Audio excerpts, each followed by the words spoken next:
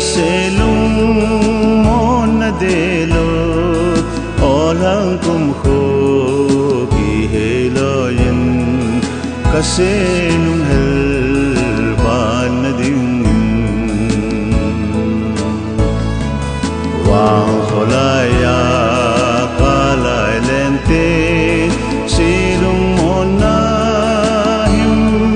him kane po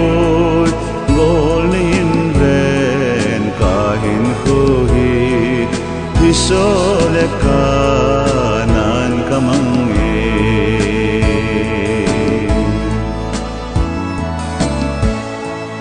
Dan mangmela sa mangkajalte Golin banjalin ay nasangin Lunggutim to inalelin Kahung khale jan mangahi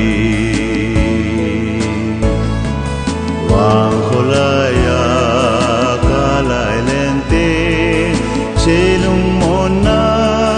him kane pot gol nehin ven kahin khohi isole kanan kamangi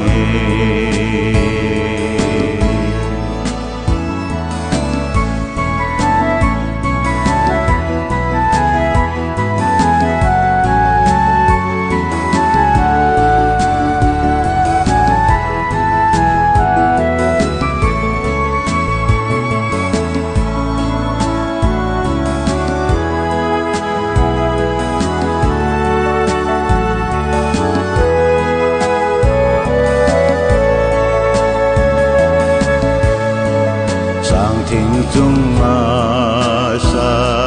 hebon pata Kay ibati din kahimo Ahat sa kahin khohi Lolin somay chubjita